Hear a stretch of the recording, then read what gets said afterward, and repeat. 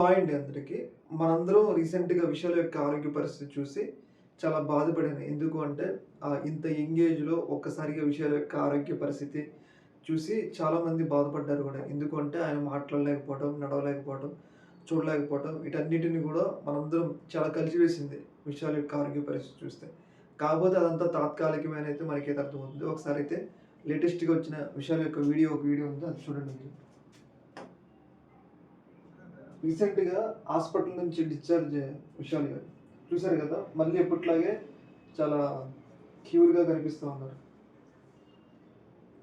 కొంచెం నర్వస్ ఉందిలే గానీ చాలా బెటర్. మొన్నటితో పోల్చుకుంటే చాలా బెటర్ అయ్యారు. చూసారు కదా!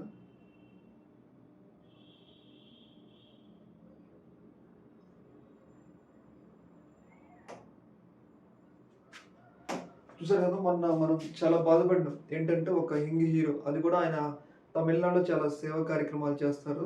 అన్నిట్లో ముందుంటారనమాట. ఎలాంటి వివాదాలకి వెళ్ళరు. ఇప్పటి వరకు కూడా ఆయన మీద ఎలాంటి చిన్న చిన్న వివాదాలు తప్పితే అంత పెద్ద స్థాయి వివాదాలైతే ఏమీ రాలేదు.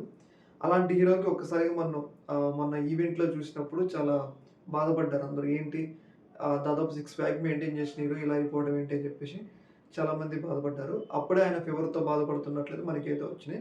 అయితే రీసెంట్‌గా అప్పటి నుంచి కూడా ఆయన హాస్పిటల్‌లోనే ఉంటూ రీసెంట్‌గా ఇప్పుడు క్యూర్ అయ్యారు. చాలా బెటర్‌గా చూసారు కదా! చాలా యంగ్‌గా అంటే మళ్ళీ ఎప్పటిలాగా తన స్థితిలోకి రావడం జరిగింది. ఈ యొక్క ఇష్యూ మీద మీ యొక్క అభిప్రాయం ఒక